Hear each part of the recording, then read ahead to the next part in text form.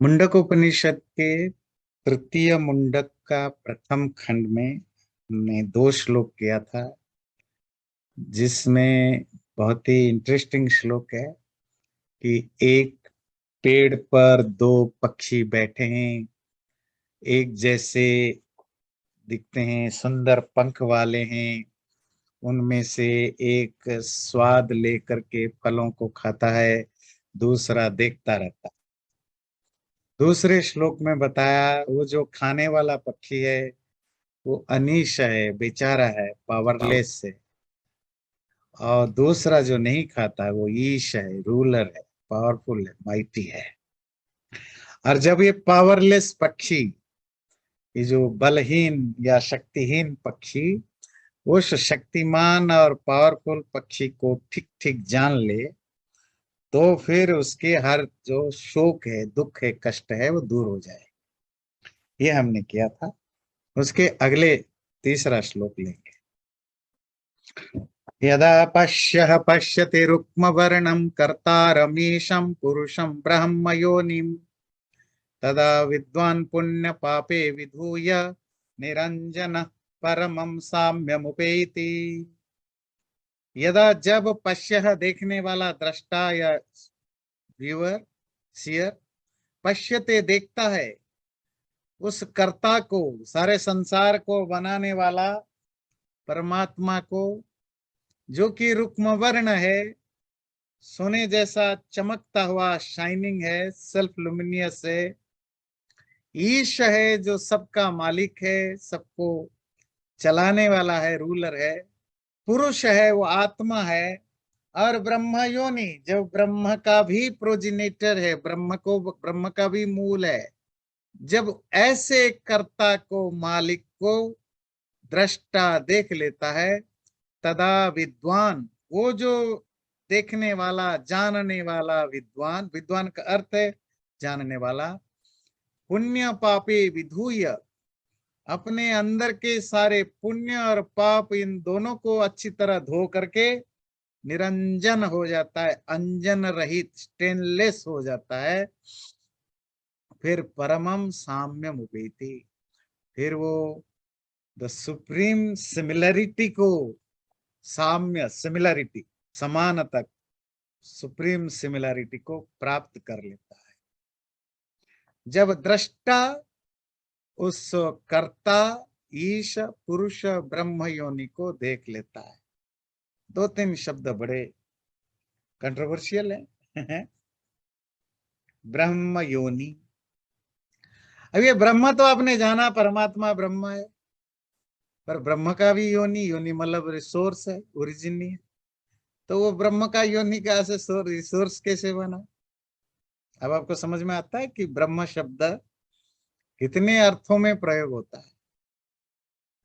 अब यहाँ परमात्मा खुद ब्रह्म है, फिर ब्रह्म का ओरिजिनेटर कैसे होगा जी, बनाने वाला कैसे होगा? बोला दूसरा ब्रह्म का अर्थ प्रकृति है, संसार है। बात क्लियर हुई? तो ब्रह्म शब्द अनेक अर्थों में यूज होते हैं, जो मैं कॉन्स्टेंटली बोल रहा हूं। वैसे भी हम जब ऐतरेय तैतरीय उपनिषद पढ़ेंगे, उसमें हम देखेंगे ब्रह्म कितने अर्थों में यूज हुआ है। अन्नम वही ब्रह्म, अनाज भी ब्रह्म है। ज्ञानम वही ब्रह्म, पुत्रो वही ब्रह्म, आत्मा वही मतलब इंडीड, जरूर। तो अनेक अर्थों में यूज। तो यहाँ वो परमात्मा, वो ब्रह्म जो दूसरे ब्रह्म की भी योनि है, ब्रह्म मतलब जो प्रकृति है। अब ब्रह्म का लिटरेरी मीनिंग है कि जो फैला हुआ है, वो प्रकृति या मैटेरियल वर्ल्ड है, उसकी भी जो ओरिजिनेट करता है। और रुक्म वर्णम, जो सोना, एक्चुअली जो पुराने संस्कृत लिटरेचर में सोना को, जो लुमिनियस होते हैं ना, जो प्रकाशक होते हैं, उनके लिए यूज होता है। कर्तारम, सारे संसार का वो बनाने वाला, मेकर है। जैसे, बिल्कुल वैसे ही जैसे पॉटर पॉट्स बनाता है, आयरन स्मिथ आयरन से चीजें बनाता है, या जो वेवर है वो कपड़े बनाता है, दीज आर ऑल मेकर्स। इसी तरह परमात्मा संसार को बनाता है, करता है। कर्तारम ईशम, वो तो पहले श्लोक में भी आपने पढ़ा कि मालिक वही है, ऑलमाइटी है। और जो दूसरा वाला आत्मा है वो अनीश है, उसमें कोई पावर ही नहीं है। अनीश का अर्थ अब समझ में आ गया ना, बहुत सारे बच्चों का नाम अनीश है। और ये शब्द एक्चुअली देने लायक नहीं है, पर लोग कभी कभी वो समझते नहीं है, और गूगल वगैरह में ऐसे झूठ मूठ के इतने सारे शब्द, जो भी शब्द उठा लेते हैं उसकी उटपटांग मीनिंग लिख देते हैं, माँ बाप दे देते हैं। बहुत सारे बच्चों, अब माँ बाप को समझना चाहिए। अनिश का मतलब है कि पावरलेस हो, जिसमें कोई है ही नहीं एबिलिटी, अनीश है ना। और आत्मा अनीश है, पावरलेस है, कुछ नहीं है, कुछ नहीं। और वो दूसरा जो है वो ईश है। हमारे यहाँ की ईशोपनिषद है जो आपने पढ़ा, ईशावास्योपनिषद, ईशोपनिषद पढ़ा ना, तो उसकी पहला मंत्र क्या होता है? ईशावास्यम इदम सर्वम, ये सब कुछ ईश्वर के द्वारा आवास्य है, ढका हुआ है, लिमिटेड है। इसीलिए इसका पहला शब्द ईशा होने से ईशोपनिषद, थोड़ा बड़ा शब्द ले तो ईशावास्योपनिषद। तो जब मैं भारत में था, मुझे एक दिल्ली में एक विद्वान ने एक ग्रंथ भेंट किया, उसका नाम था अनीशोपनिषद। अब वो व्यक्ति जिन्होंने लिखा वो एथिस्ट हैं, एथिस्ट समझते हैं, वो ईश्वर को नहीं मानते। तो उन्होंने ईशावास्य उपनिषद को काउंटर करने के लिए लिखा संस्कृत में, और उन्होंने ईशोपनिषद स्टाइल में लिखा, बिल्कुल 18 श्लोक बना करके लिखा, और उसका नाम रखा अनीशोपनिषद। मतलब इस उपनिषद में हम अनीश की वर्णन करेंगे, ईश्वर नहीं है ये साबित करेंगे। तो वो अनीशोपनिषद। तो ये ईश शब्द से आया। चलो to come to the point, वो जो दृष्टा देखने वाला जीवात्मा जब उस संसार को बनाने वाला अलमाइटी पावरफुल ईश आत्मा, जो ब्रह्म की भी योनि, ब्रह्म का अर्थ यहाँ प्रकृति का योनि, रिसोर्स ओरिजिन, जो परमात्मा को जान लेता है, तदा विद्वान, जब वो जान लेता है, पुण्य पापे विधूय निरंजन परमम साम्यम उपेति, पाप पुण्य दोनों को धो करके, साफ कर करके वो निरंजन हो जाता है, स्टेनलेस, कलंक रहित, दोष रहित हो जाता है, परम साम्य को पा जाता है।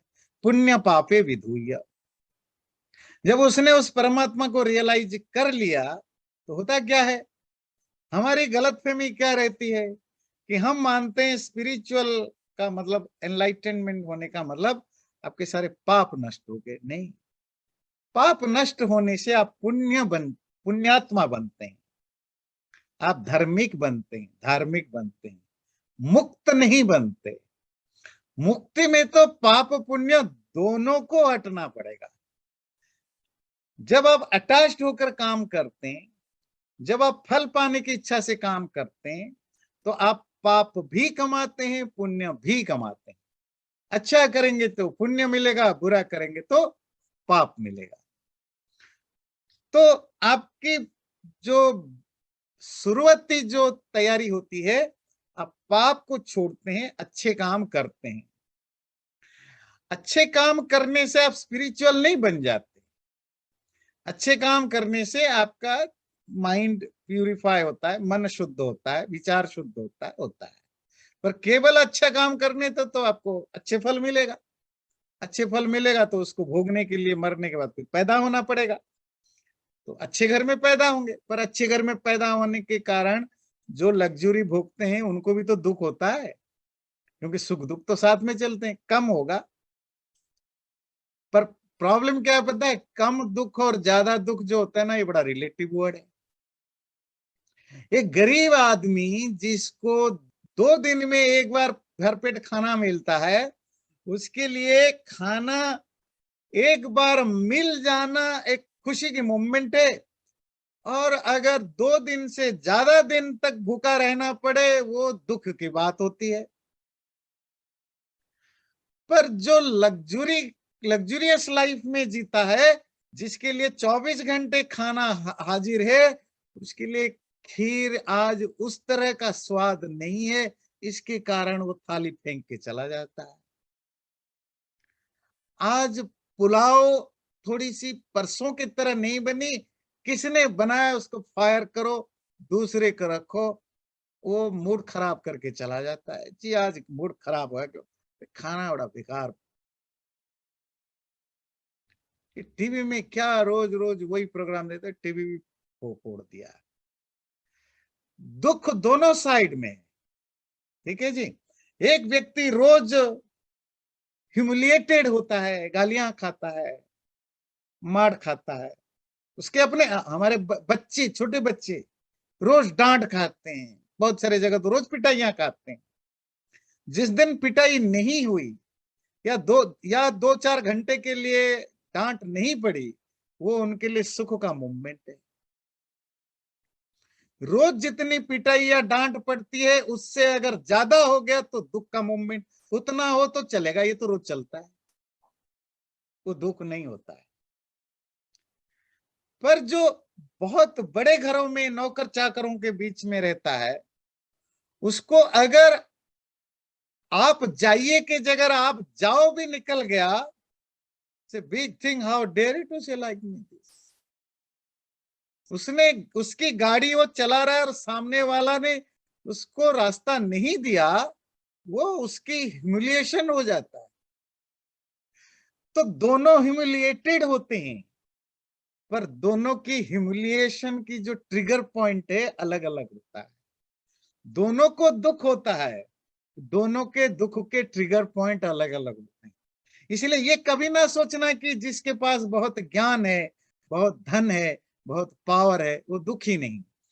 वो उतना ही दुखी या उससे ज्यादा दुखी होता है जो बहुत गरीब है, जो अनपढ़ है, जो ह्यूमिलिएटेड है या जो पावरलेस है। क्योंकि सुख और दुख सिर्फ एक्सटर्नल चीजों से डिसाइडेड नहीं होते हैं, ये आपका मेंटल स्टेट होता है।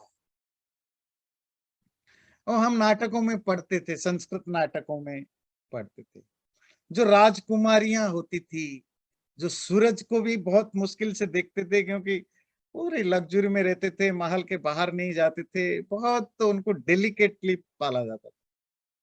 अब राजकुमारी के ऊपर राजकुमार किसी दूसरे राज्य के राजकुमार ने तो प्यार में उनके गुलाब का फूल उन पर फेंक दिया तो राजकुमारी को इतना दर्द हुआ, रोने लगी, चिल्लाने लगी, दर्द हुआ, क्या हुआ जी, गुलाब का फूल फेंक दिया, दर्द हो गया। और वो सचमुच देखा, लाल पड़ गया वो एरिया। क्यों?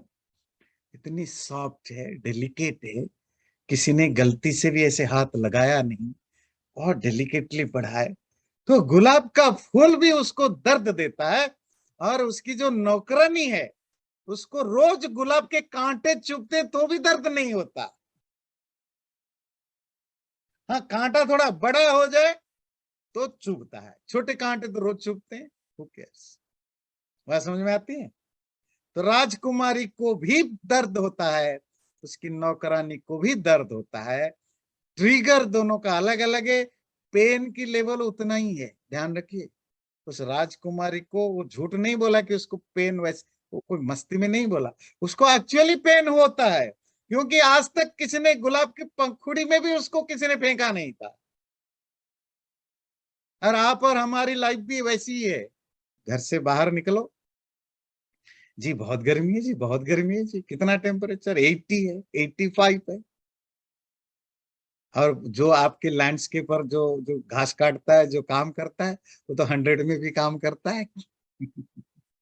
और उसके घर में भी शायद एसी भी ना हो, पंखा चला के रहता हो। तो उसकी दोनों को दर्द हो रहा है। आपको 78 में भी दर्द हो रहा है, गर्मी लग रहा है, उतने ही गर्मी आप फील कर रहे हो, उतने ही परेशान हो रहे हो जितना उसको 100 में, 105 में, 110 में हो रहा है। वो कहेगा 78 कोई गर्मी है। उसकी बॉडी उसी तरह इम्यून सिस्टम डेवलप हो चुका है। मेरी बात समझ में आती है? तो पुण्य पुण्य से भी दुख मिलता है, पुण्य से बस आपको सुखों का भौतिक सुखों का भंडार तो मिल जाता है, अच्छा काम करेंगे तो अच्छा सुख मिल, बड़े घर में पैदा होंगे, लग्जूरियस लाइफ होगा, शरीर बहुत सुंदर होगा, लोग तारीफ करेंगे, सब कुछ होगा, पर उसमें भी आपको दर्द रहता है। इसलिए पुण्य और पाप दोनों दुख के कारण बनते हैं, आम लोगों के लिए नहीं। जो स्पिरिचुअलिटी के हायर स्टेज पे पहुंचता है, बिल्कुल वैसे जैसे राजकुमारी को फूल फेंक दो उसको दर्द होता है, पर उसकी नौकरानी को कांटा थप्पड़ भी मार दो वो कहता है कुछ नहीं, तो रोज खाते हैं, 10-10-20 खाते ले, वैसे ही थप्पड़ खा लेते हैं, वो कोई फर्क नहीं पड़ता। ये तो आम बात है, मालकिन ने मारा क्या हो गया, मालकिन का अधिकार है, मजा आता है, ऐसी कोई बात। और ऐसा नहीं कि वो मजाक में बोल रहा है, वो आदत पड़ चुकी है, शुरू शुरू में काट दर्द होता है, बाद में आदत पड़ चुकी है। इसी तरह आम लोगों के लिए तो पुण्य कमाना इट्स ए बिग थिंग, क्योंकि आपको लग्जरी मिलेगी, पर जब आप उस स्टेज में पैर पहुंच जाते हैं तो पुण्य भी आपको दुख का कारण बनता है, क्योंकि पुण्य तो कर्मफल है, कर्मफल भोगने के लिए पैदा होना पड़ेगा। अब ऐसा तो नहीं कि जो पुण्यात्मा पैदा होगा वो माँ के पेट में जो रहेगा उसके लिए भगवान सारे नौकर चाकर रखवा देंगे। भाई गर्भ में तो जो 8-9 महीने रहोगे वही उतने ही कष्ट तुम भोगोगे जो जो गरीब घर का बच्चा भोगता है। जब पैदा हो गए माँ के पेट से उसी तरीके से ही पैदा हो गए जितने तरीके से वो पैदा होता है। जब आप मरोगे वैसे ही मरोगे जो दूसरे लोग मरते हैं। तो बहुत सारी चीजें तो सेम है ना। और सबसे बड़ा क्या है, मरना और पैदा होना, बचपन, जवानी, बुढ़ापा, मौत, जन्म, ये तो कॉमन है ना। पुण्य से भी ये मिलेगा, पाप से भी मिलेगा। इसीलिए मुक्ति के मार्ग में पाप पुण्य दोनों धो लेना पड़ता है। इसी को आप निष्काम कर्म कहते हैं ना, जो पिछले बार भी हम डिस्कस कर रहे थे कि जब आप अटैच नहीं होते हैं, इन्वॉल्व नहीं होते मेंटली, तो फिर पाप तो आप शुरू में ही हटा चुके हो, अब पुण्य संस्कार भी नहीं बन रहे। तो पाप पुण्य संस्कारों को धो करके निरंजन, निरंजन तो बड़ा, बहुत लोगों का नाम निरंजन है, पर मीनिंग कभी पता क्या, निहि मतलब नेगेशन, अंजन कहते हैं काला, है ना, धब्बा, स्टेन, स्टेनलेस को कहते हैं निरंजन। जो स्टेनलेस स्टील है उसको संस्कृत में क्या कहेंगे, निरंजन लौह है ना। तो स्टेनलेस स्टील, जहां भी कोई धब्बा है, दाग है, मिक्स कोई चीज दूसरा मिक्स है, तो वो सब अंजन वाला है, यह है निरंजन। और तुम निरंजन हो जाओगे, क्योंकि आप कोई ना अच्छा रहा ना बुरा रहा, आप कर्म संस्कार से रहित हो गए तो आप निरंजन हो गए, स्टेनलेस हो गए। वो जो निरंजन आत्मा फिर परम साम्य के पहले से तो कुछ समानता थी, वो चेतन था, ये भी चेतन है ना, वो निराकार, ये भी निराकार, ये समानताएं तो थी, और बहुत सारी समानताएं आ जाएंगी। अब कैसे, अब ये भी आनंद भोगने वाला, जैसे परमात्मा आनंद स्वरूप है, ये भी आनंद भोगने वाला बन जाएगा। जैसे वो मरता नहीं, शरीर रहित है, ये भी शरीर रहित हो जाएगा, तो परम समानता को प्राप्त कर जाएगा। गुरुजी एक शब्द पर प्रश्न है। हाँ ये जो ब्रह्म योनि शब्द है इसको मैं समझने की कोशिश कर रहा हूँ। आपने हाँ। बताया कि ये वो ब्रह्म नहीं है, ये प्रकृति है, प्रकृति वाली ब्रह्म योनि है। मैं सोच रहा था कि ये जब मुंडक उपनिषद शुरू हुआ था तो हमने इस प्रश्न था कि वो कौन सी विद्या है जिसके जानने में सब कुछ जान लिया जाता है, तो उसमें अपरा विद्या और परा विद्या के बारे में बताया गया था। तो उसके साथ यहाँ पर कोई कोई संबंध दिख रहा है गुरु जी आपको, जैसे कि परा योनि और अपरा योनि में भी ऐसा कुछ नहीं, है? पर ब्रह्म और अपर ब्रह्म, हाँ, हाँ योनि तो सोर्स होता है, आप जी ब्रह्म की बात कर रहे हैं।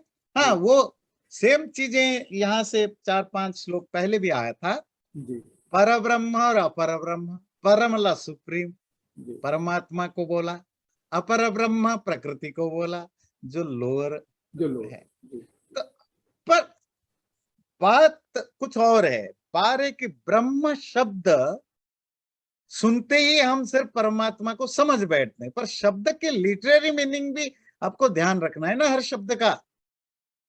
तो ब्रह्म का लिटरेरी मीनिंग है ब्रंगी, ब्रंग धातु है व्याप्त, जो फैला हुआ है या जिसमें फैलने की पोटेंशियल है उसको ब्रह्म कहते हैं। अनाज को भी ब्रह्म कहते हैं, अन्न को भी। क्यों? अब एक धान एक गेहूं लगाते हैं तो उसमें आधा किलो गेहूं बन जाता है। आपको पता है पुत्रो वही ब्रह्म, पुत्र मतलब संतान, बेटा नहीं।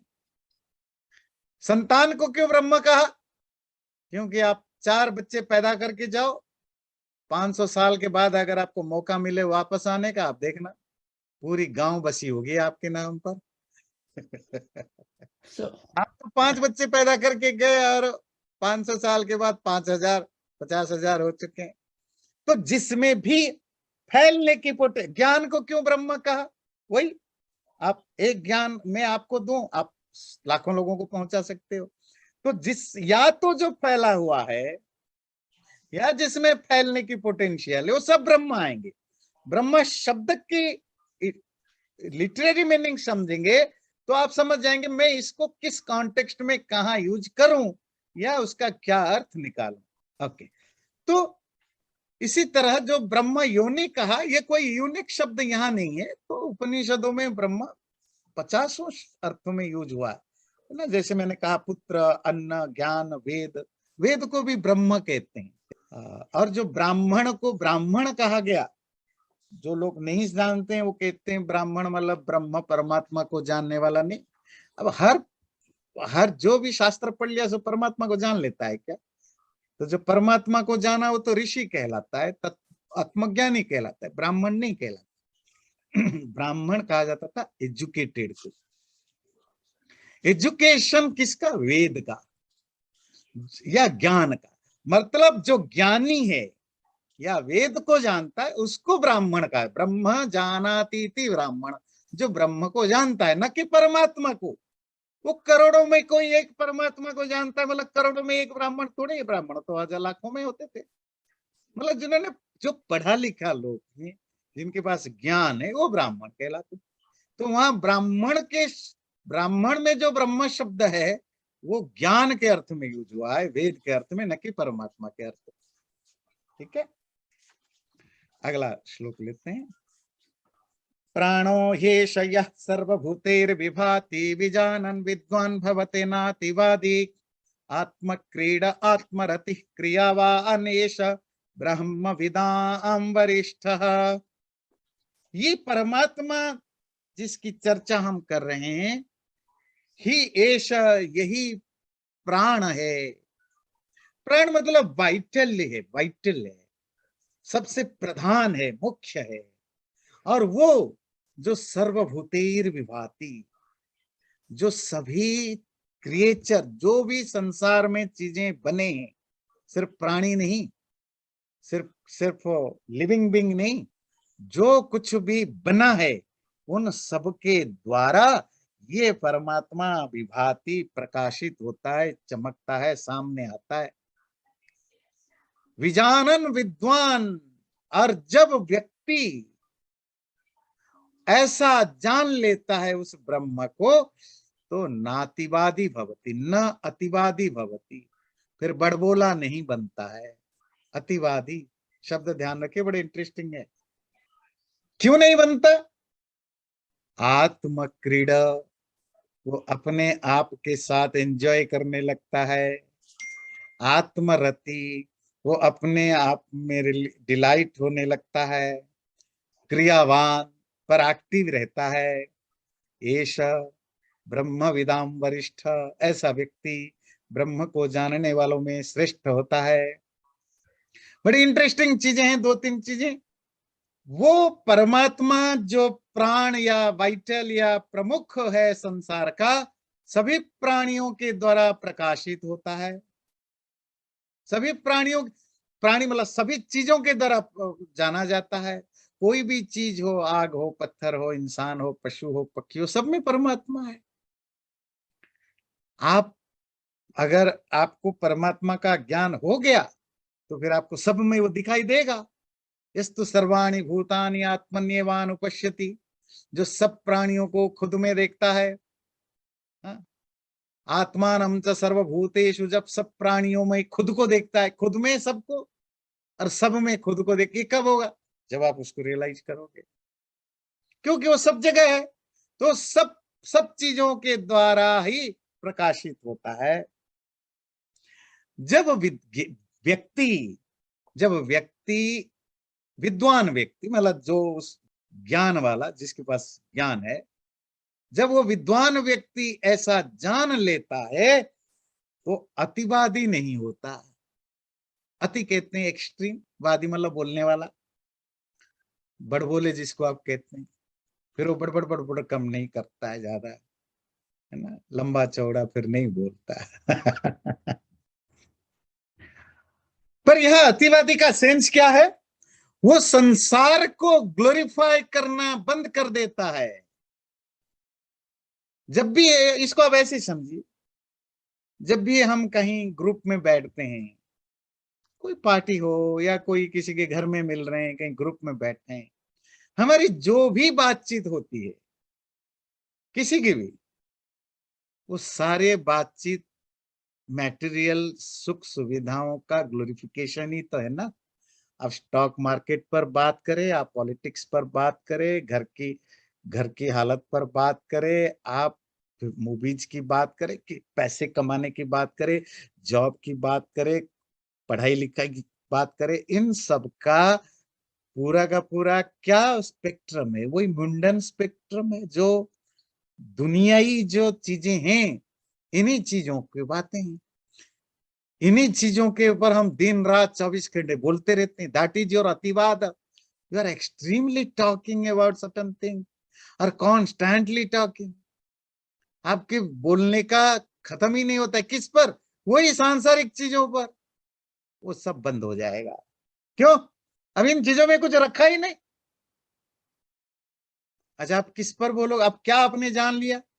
आत्मा को जान लिया, परमात्मा को जान लिया। अब इस पर आप क्या बोलोगे?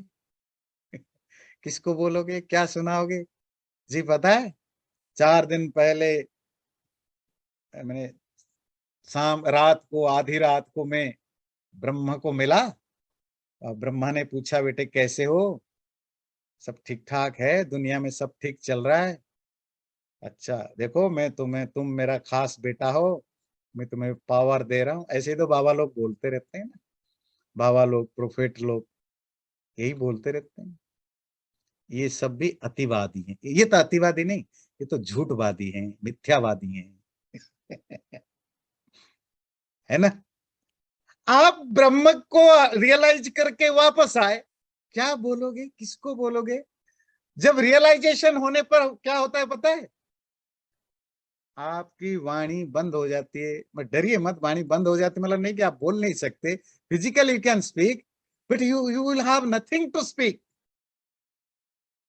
आप कुछ बोल ही नहीं सकते हो। वो एक ऐसे स्टेट होता है।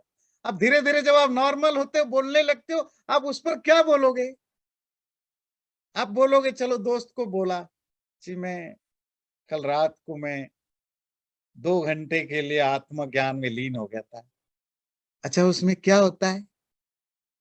फिर आप जो कुछ बताओगे, या तो वो मजाक उड़ाएगा, वो कहेगा बदमाश हो, पागल हो, तो आप बताओगे नहीं। तो अतिवाद अपने आप खत्म हो गया। जिस पर 24 घंटे पटर पटर पटर करते रहते हो, अब वो बेकार लगने लगे। और जिस चीज को तुमने सबसे बढ़िया जाना, उस पर कोई सुनने को तैयार नहीं, न तुम्हारे पास वो वर्ड्स भी नहीं कि तुम उसको कोई ढंग से डिफाइन कर सको, तो तुम कम बोलना शुरू कर दोगे। दैट्स हाउ तुम्हारा अतिवाद खत्म हो जाएगा। बहुत ज्यादा बोलना, बात समझ में आ रही है? अतिवादी नहीं रहोगे। फिर क्या होगा? आत्म क्रीड़ा। और अतिवादी तुम क्यों नहीं बनोगे? अब तुम सेल्फ प्लेयर बनोगे। सेल्फ प्लेयर, आप जब भी प्ले, क्रीड़ा का मतलब सिर्फ गेम खेलना नहीं, एंटरटेन को क्रीड़ा बोला जाता है। क्रीड धातु का ही अर्थ होता है एंटरटेन करना। जब आप एंटरटेन करोगे, अभी हम किससे एंटरटेन्ड होते हैं? एक्सटर्नल चीजों से खुश होते हैं ना, मन खराब है, टीवी देख लिया, बाहर घूम लिया, जो भी बाहर चीजों से हम अपने आप को एंटरटेन करते हैं।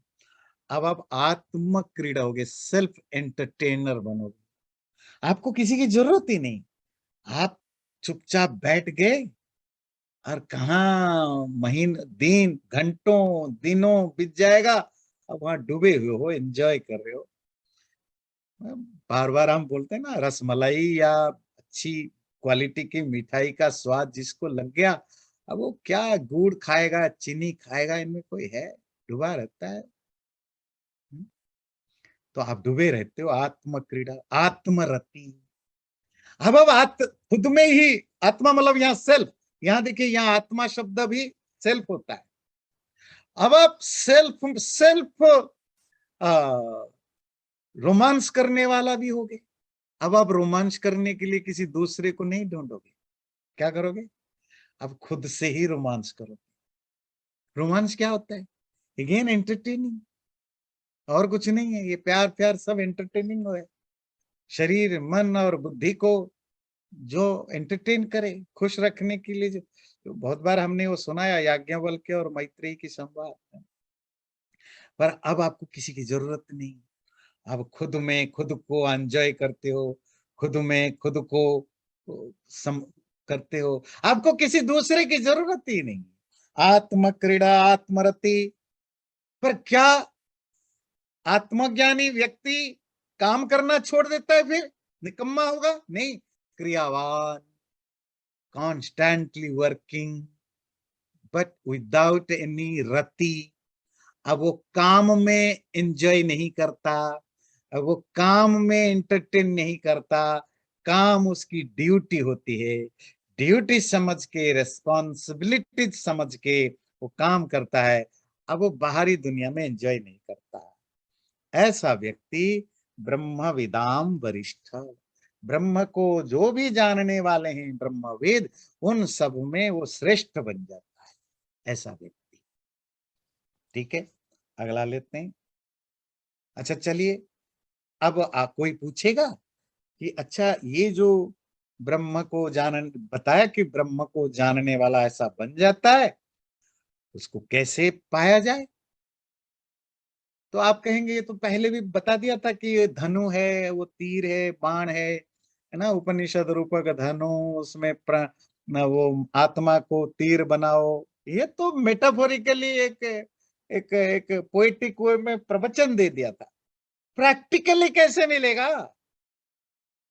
तो अब गुरु जी आंसर दे रहे, सत्येन लभ्यस्तपसा ह्येष आत्मा सम्यक् ज्ञानेन ब्रह्मचर्येण नित्यम् अंतः शरीरे ज्योतिर्मयो हि शुभ्रो यम पश्यन्ति यतयः क्षीण दोषाः। कैसे वो ब्रह्म मिलेगा? देखिए, सत्येन लभ्यस्तपसा, सत्य तपस्या के द्वारा, ट्रुथफुल तपस्या के द्वारा, प्रैक्टिस के द्वारा ही, इंडीड जरूर, ऐसा आत्मा, ये आत्मा लभ्य पाने लायक है, पाया जा सकता है। तो क्या केवल ऑनेस्टी और तपस्या से मिल जाएगा? नहीं, और भी दो चार चीजें। सम्यक ज्ञान, एक्यूरेट नॉलेज के द्वारा, एक्यूरेट या फ्लॉलेस ज्ञान के द्वारा, और हो जाएगा उतने में नहीं, ब्रह्मचर्येण, ब्रह्मचर्य के द्वारा। और ये जो तीन चीजें बताया, सत्य तपस्या या सत्य अलग तपस्या अलग, सम्यक ज्ञान और ब्रह्मचर्य, इनको नित्य, अच्छा मैं 2 दिन कर दूं, 4 दिन कर दूं, हफ्ते में 1 दिन कर दूं, चलेगा? नहीं, नित्य, कॉन्स्टेंटली, रेगुलरली, कंटिन्यूअसली, अनसीजिंग, नियमित रूप से बिना किसी विघ्न के करते रहोगे तो फिर पाओगे। कैसे पाओगे? अंतः शरीर, कहां मिलेगा वो? अंतः शरीरे, तुम्हारे शरीर के अंदर ही मिलेगा। ज्योतिर्मयो ही शुभ्रो, ये जो प्रकाशमय, ज्योति कहते हैं प्रकाश, लुमिनियस है ना, ये जो प्रकाशमय शुभ्र, पिछली बार चर्चा की थी, ये जो प्योरेस्ट ज्योति स्वरूप परमात्मा, यम पश्यन्ति, उसको देखते हैं, रियलाइज करते हैं। कौन? यतयः, जो यति लोग हैं, जो रेगुलेटेड माइंड वाले हैं। यति शब्द का अर्थ होता है जिसने रेगुलेट कर लिया। और क्षीण दोषः, जिनके सारे दोष नष्ट हो गए या क्षीण हो गए। वो परमात्मा या ब्रह्म को कैसे जानेंगे? सत्येन, पहले तो ऑनेस्ट बनो अपने लिए, दूसरों के प्रति तो बाद में बनना। ऑनेस्ट कैसे? खुद को असेस करो, तुम कौन हो, क्या मतलब तुम्हारी क्या कमियां है, अच्छाइयां है, क्या अच्छाइयां है वो तुम्हारा स्ट्रेंथ बनेंगे। बिल्कुल वैसे ही जैसे आप किसी लंबे दूरी पर जाते हैं, पहाड़, आप हिमालय चढ़ने जो जाते हैं, जो स्पेस में जाते हैं, जो समुन्द्र में डुबकी लगाने जाते हैं, अचानक तो नहीं जाते हैं, प्रिपेयर करते हैं, फिजिकली देखते हैं कि भाई ये तुम्हारी स्ट्रेंथ है, ओके गुड, ये तुम्हारे काम आए। अच्छा, ये तुम्हारे वीकनेस है, इस पर काम करना है, ट्रेनिंग लेना है, प्रैक्टिस करना है। तुम्हारे ये इमोशन ऐसा है, तुम्हारी बॉडी की इम्यून सिस्टम ऐसा है, तुम्हारे ये प्रॉब्लम्स हैं, ये सही चीजें हैं। उन सबको जब, पहली चीज तो यही है ना, डायग्नोसिस करना। हम अपने आप को नहीं जानते हैं, क्योंकि हम, अगर इंसान सबसे ज्यादा किसी के प्रति डिसऑनेस्ट है ना, वो किसके प्रति है? खुद के प्रति। हम खुद के बारे में बहुत कम जानते हैं। इसीलिए सबसे पहली बात होती है, खुद के प्रति ऑनेस्ट बनो। फिर जो तुम ऑब्जेक्टिव बना रहे हो, जिन चीजों को अचीव करने की सोच रहे हो, जिसके द्वारा पाने की कोशिश करते हो, उनको ऑनेस्टली करो। उसी की नाम है तपस्या। तपस्या क्या है? हार्ड वर्क, सिंपल भाषा में, जहां आप बहुत मेहनत करते, कष्ट को सहते हैं। और तपस्या का लिटरेरी मीनिंग यही है, उसकी जो डेफिनेशन है यही है, तप द्वंद्व सहनम। दो जो जो जो पेयर्स ऑफ अपोजिट हैं, उनको सहने की जो जो आदत डालना, जो कोशिश करना, उसको तपह कहते हैं। सर्दी, गर्मी, ठंड, अच्छा बुरा, हानि लाभ, दोनों पर अब ये प्रैक्टिस करते हैं, यही है हार्ड वर्क। पर जब ऑनेस्टली आप तपस्या करते हैं, पहली चीज। दूसरा, ब्रह्मचर्य। वैसे तो ब्रह्मचर्य का सिंपल जो भाव है, अपनी सेक्सुअल एक्टिविटीज को कंट्रोल करना, रेगुलेट करना। एक्टिविटीज मतलब 8-9 तरह के एक्टिविटीज हमारे शास्त्रों में वर्णन है कि ये चीजों पर आपको ध्यान रखना है। देखना, स्पर्श करना, आलिंग हग करना, उसमें बहुत सारे चीजें उसमें इन्वॉल्व है जो ब्रह्मचर्य पालन में। सिर्फ ये शादी ना करने से कोई ब्रह्मचारी नहीं बन जाता, तो उसमें 9 तरह के एक्टिविटीज इन्वॉल्व है।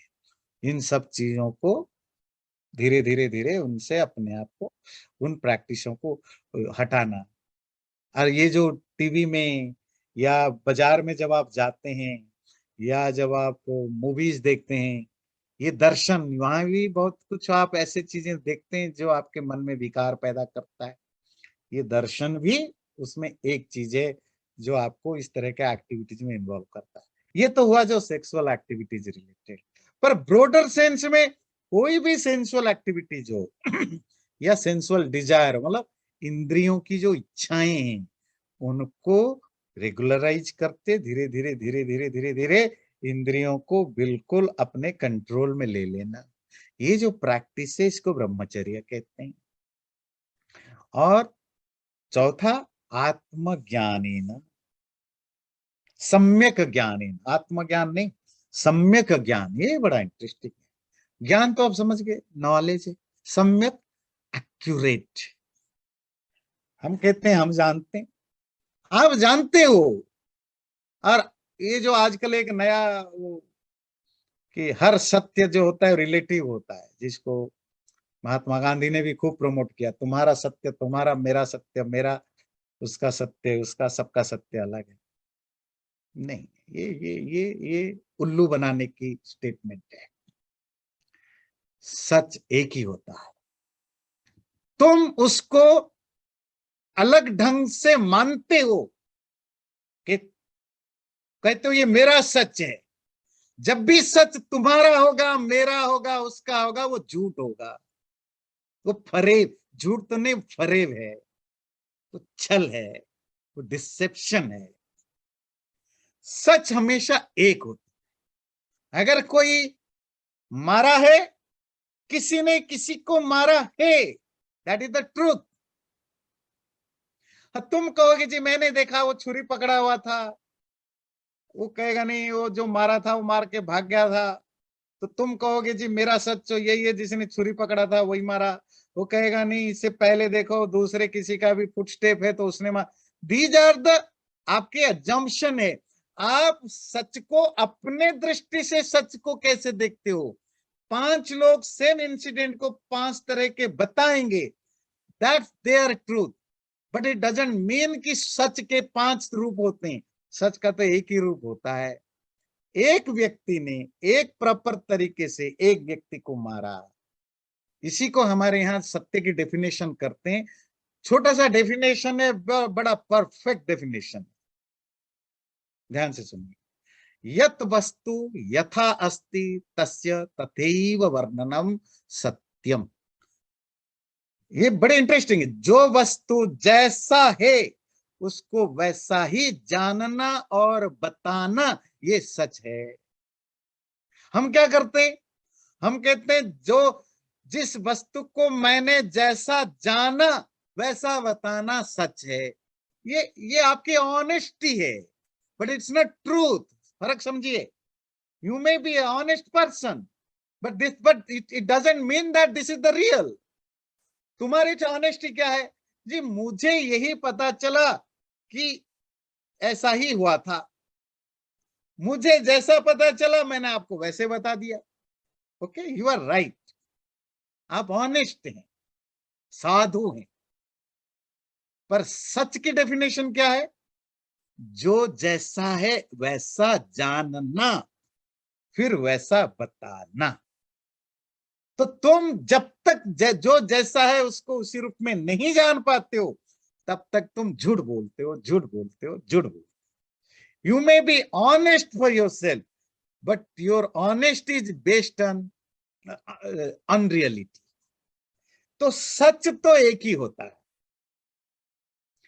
बताने वाले जानने वाले अलग अलग हो सकते हैं, that's your problem. It doesn't mean कि 10 लोग 10 तरह से सत्य को डिफाइन करते हैं व बताते हैं। सत्य अलग नहीं होता, सत्य तो एक ही होता है ना।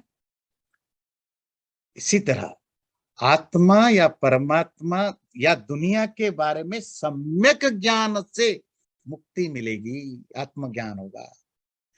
तुम पेड़ को ब्रह्म मान मान के रियलाइज कर दोगे, जी मुझे रियलाइजेशन हो गया, इट्स सारा ब्रह्मचर्य पालन किया, सब कुछ किया, पर पेड़ को ही ब्रह्म परमात्मा मान बैठा। ये सम्यक ज्ञान नहीं होगा। नहीं होगा, है ना। हम सब पौराणिक कैरेक्टरों को भगवान मान के लग जाते हैं, ठीक है। पर at the end of the day आपको छोड़ना पड़ेगा कि ये कल्पना है, ये फिक्शन है, ये ब्रह्म नहीं है। और जब तक तुम फिक्शन में ब्रह्म ढूंढते रहो, तब तक तुम अपने आप को कितना भी वो कहते हैं ना, वो गालिब अपने को खुश करने के लिए गालिब ख्याल हैं अच्छे हैं। तो ख्याली पुलाव में तो आप कोई किसी को भी भगवान मानो, कुछ भी करो। आप संसार को कैसे डिफाइन करते हो? तो ओके, कंक्लूड क्या है? संसार रियली क्या है, आत्मा क्या है, शरीर क्या है, परमात्मा क्या है, इनको सही सही ठीक ठीक जानना। बताने की जरूरत नहीं किसी को। ठीक ठीक जानने से ही मुक्ति को वो परमात्मा को जान पाओगे। तो तब आप क्या जानोगे? अपने ही अंदर उस ज्योतिर्मय प्रकाशमय शुभ्र शुद्ध प्योर परमात्मा को देखोगे। और ऐसा कौन देख पाता है? जो यति होते हैं। यति मतलब जो जितेंद्रिय, जिन्होंने अपने माइंड और इंद्रियों को जीत लिया है, और जिनके सारे दोष, पाप पुण्य वाले दोष नष्ट हो चुके हैं, ऐसे लोग ही उस परमात्मा को अपने ही अंदर रियलाइज कर लेते हैं। सत्यमेव जयते नानृतं सत्येन पन्था विततो देवयानः येनाक्रमन्त्य ऋषयो ह्याप्तकामा यत्र तत् सत्यस्य परमं निधानम्।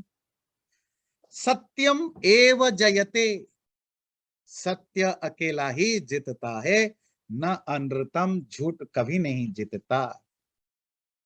सत्येन पंथा विततो देवयान, ये जो सत्य के द्वारा रास्ता फैला हुआ होता है, और वो जो मार्ग, ये ध्यान से सुनिए, जो रास्ता सच्चाई के द्वारा ही फैला हुआ होता है वही देव मार्ग है। पितृयान देवयान पढ़ते थे ना, यही है देवयान। और उसी देवयान रूपक मार्ग पर जो चलता है वो ऋषि आप्तकाम हो जाता है, सेल्फ सेटिस्फाइड हो जाता है, और यत्र तत् सत्यम परमम निधानम, और वो वहां पहुंच जाता है जहां सच्चाई का हाईएस्ट अबोर्ड, परम स्थान है। ये बड़ा है। ये ऊपर वाली लाइन तो सत्यमेव जयते नानृतम पढ़ने के बाद कुछ याद आ रहा होगा बहुत लोगों को। भारत सरकार का, इंडिया गवर्नमेंट की जो जो क्या कहते हैं, मोटो लाइन कहते हैं ना, क्या कहते हैं उसको, जो ऑफिशियल, जो ऑफिशियल जो सेंटेंस है वो है सत्यमेवा। जो भी ऑफिशियल स्टाम्प है या जो भी नोटिस छपता है जिसमें शेर की, वो 3 शेर की जो अशोक चक्र की होती है, और उसकी लिखा होता है सत्यमेव जयते नानृतम, ये भारत सरकार की एम्ब्लम में होता है। वो अलग बात है कि भारत सरकार आज तक 70 साल में 90% लोग सारे झूठे ही होते थे, झूठ काम करते थे, अभी भी करते, बेईमानी करप्शन सब चलता रहता है, पर हमारा स्लोगन रहा है सत्यमेव जयते नानृतम। सत्य ही जीतता है, अनृत झूठ कभी नहीं जीतता है। ये यहीं से लिया गया है, मुंडकोपनिषद का ही स्टेटमेंट है जो भारत सरकार के वहां आपको दिखाई देता है, सत्यमेव जयते नानृतम। पर यहां किस कॉन्टेक्स्ट में आया? ये जो कहा सम्यक ज्ञान, रियलिटी को जो जैसा है उसको वैसा ही जानना, ये जो सत्यता है। और सत्य और कहां यूज किया? सत्येन तपसा, तुम्हारा जो प्रैक्टिस होगा वो भी ऑनेस्ट होना चाहिए। देखो, तुम्हारा ऑब्जेक्टिव भी रियल होना चाहिए, और उस रियलिटी को जानने के लिए जो तो प्रैक्टिस करोगे उसमें ऑनेस्टी होनी चाहिए। ऑनेस्टी रियलिटी में फर्क समझते हैं ना? एक होता है ईमानदार और एक होता है सच्चाई। इसको हिंदी में इसके लिए शब्द है तथ्य।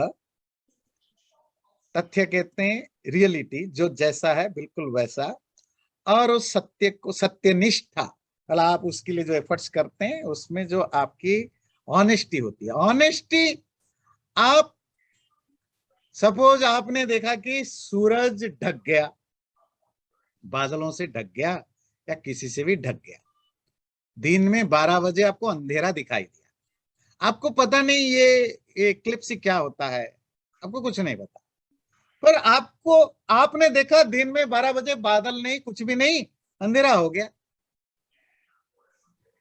आप 5 दिन के बाद आपको कोई पूछे, आप कहोगे देखो वो इतने तारीख को रात दिन में 12 बजे अंधेरा हो गया रात। ये आपने ऑनेस्टी के साथ आंसर दिया, आपने जो देखा वही बोला। हाँ, आप इसको फिर जब डिफाइन करते हो, इसको एक्सप्लेन करते हो क्यों हुआ, फिर आपकी बिलीफ सिस्टम आ जाता है। जी राहु ने उसको, सूरज को ढक लिया, या कोई कहेगा कि कोई दूसरा, जो भी अपना बिलीफ सिस्टम के हिसाब से डिफाइन करोगे। पर जो विद्वान होगा वो रियलिटी को बताएगा। बताएगा कैसे? पहले रियलिटी को जानेगा कि इसको एक्लिप्स कहते हैं, ये ऐसे होता है। सूरज जब पृथ्वी के दोनों समानांतर में आ जाते हैं, या चंद्रमा और सूरज जब समानांतर में आ जाते हैं, तो हमारे आंखों से थोड़ी देर के लिए उजल दिखता है। जो रियलिटी है वो रियलिटी जानना, तो रियलिटी को जानना और उसके पाने के लिए जो आपकी ऑनेस्ट एफर्ट से, ये सत्य है। इसीलिए कहता है कि सत्य का ही जय होगा, झूठ का नहीं होगा। अगर तुम झूठ को पाने की कोशिश करते हो तो भी लाइफ में फेल हो गई। अगर सत्य को पाने के लिए झूठे तरीके से जाते हो तो भी गलत होगा। यह सच्चाई को जानने के लिए तरीका तुम्हारा सही है पर एफर्ट्स में ऑनेस्टी नहीं है तो भी गड़बड़ होगा। तो सच्चाई लक्ष्य से लेकर एफर्ट्स तक जब सब जगह होता है तब जाकर के रियल विजय, विजय का मतलब यहाँ आपकी गोल की अचीवमेंट होता है। और इनके इन बिटवीन कहीं भी झूठ हो, बिल्कुल वैसा ही आप कितना भी जो सोफिस्टिकेटेड हम एरोप्लेन्स हमारे उड़ते हैं, स्पेस जेट्स उड़ते हैं, कंप्यूटर्स, बड़े बड़े कंप्यूटर्स काम करते हैं, उसकी 99% पार्ट्स ठीक होने पर भी एक्सीडेंट होगा, है ना।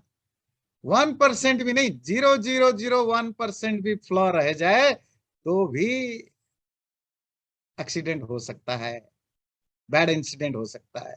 It should be 100% full proof. देखिए, हम साइंस और टेक्नोलॉजी में भी लाइफ में जहां बहुत, इवन जो मेडिकल में भी जो सर्जरी होती है, जो भी जहां भी आप बहुत शटल लेवल पर जाते हैं तो चीजों में 100% ऑनेस्टी और 100% परफेक्शन की जरूरत है। 0.001% भी गड़बड़ी हो जाए तो काम बिगड़ सकता है। स्पिरिचुअलिटी के आखिर गोल पाने के लिए, अर्थात एब्सोल्यूट गोल पाने के लिए, तब तक आप एब्सोल्यूट गोल तक को नहीं पहुंच सकते हो जब तक आपकी हर चीज में परफेक्शन ना आ जाए। आपकी गोल रियल होना चाहिए, एफर्ट्स में ऑनेस्टी होनी चाहिए, एफर्ट्स की तरीके में ऑनेस्टी आना चाहिए। Everything should be in the perfect mode, सत्य। और उस सत्य के द्वारा जो रास्ता बना होगा उसी रास्ते को हम क्या कहते हैं? देवयान। दो मार्ग है ना, देवयान और पितृयान, यही है देवयान। इसी मार्ग पर जब चलता है व्यक्ति तो ऋषि होता है और आप तक काम हो जाए, आपकी उसकी सारी कामनाएं आप तो मतलब फुलफिल हो जाती है। उसको कोई फुलफिल मतलब इच्छाएं भर जाती है नहीं, अभी इच्छाएं रहती नहीं है, सेटिस्फाइड है, सेल्फ सेटिस्फाइड। और वो जब सेल्फ सेटिस्फाइड हो जाए, कोई एक्सटर्नल चीजों में आप कोई इंटरेस्ट नहीं, तो वो वहां पहुंच जाता है कहां? जो सत्य का परमम निधानम, सत्य मतलब सत्य, रियलिटी। सत्य का मतलब क्या समझ रहे हैं आप? समझना, रियलिटी। मैं ट्रूथ नहीं कह रहा हूं, मैं रियलिटी, दोनों में फर्क समझिए। ट्रूथ है एक रिलेटिव वर्ड है, रियलिटी एक एब्सोल्यूट वर्ड है। आप उस रियलिटी को, रियलिटी का जो जो एक्सट्री जो जो एब्सोल्यूट बोर्ड है, जो परम स्थान है, आप उसको आप जान लेते हो, परमात्मा को जान लेते हो। चैनल को सब्सक्राइब जरूर करें और वीडियो अच्छा लगे लाइक भी जरूर करें।